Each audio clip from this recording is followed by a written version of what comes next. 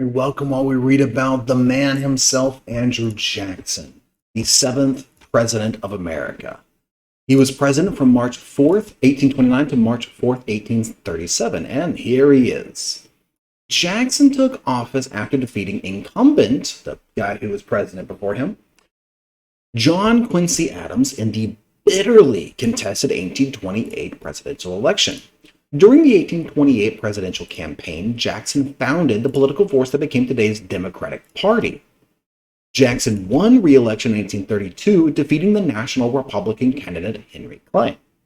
And the National Republicans, if you remember, they were a short-lived political party that only really existed to contest Andrew Jackson. They were also known as the Anti-Jackson Party.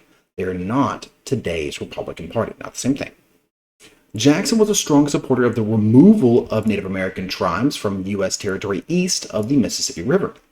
Jackson began the process of forced relocation known as the Trail of Tears. He created the spoil system for federal government positions, using his patronage powers to build a powerful and united Democratic Party, using favoritism to get people to do what you want. In response to the nullification crisis, Jackson threatened to send federal soldiers into South Carolina, but the crisis was diffused by the passage of the Tariff of 1833. He engaged in a long struggle with the Second Bank of the United States, which he viewed as an anti-democratic bastion of elitism. A bastion is like a fort or castle. So he's talking metaphorically.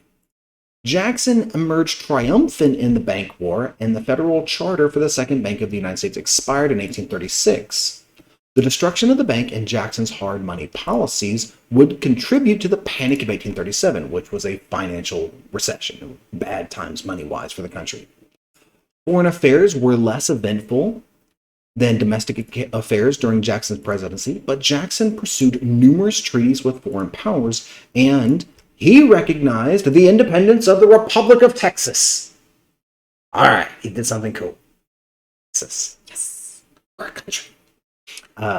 Jackson was the most influential and controversial political figure of the 1830s, and his 2 terms as president set the tone for the quarter-century era of American public discourse known as the Jacksonian era. He was such an influential president, they named the entire time period after this one president. Historian James Sellers said, Andrew Jackson's masterful personality was enough by itself to make him one of the most controversial figures to ever stride across the American stage. Love him or hate him, he's controversial. His actions encouraged his political opponents to create the Whig Party, which favored the use of federal power to modernize the economy through support of banking, tariffs on manufactured imports, and internal improvements such as canals and harbors.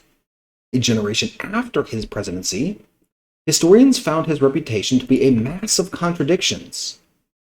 He was a dictator or a Democrat, ignoramus or genius, Satan or saint. Biographer James Parton. So, I hope you're learning and I hope you're having fun. If you look at this little image right there above me, this was made by his political opponents, and if you can't tell, people kind of thought that he might be using too much power, that he was kind of a monarch president. So it's kind of like a meme from way back in the day, making fun of him for being too using of his powers. All right, till next time.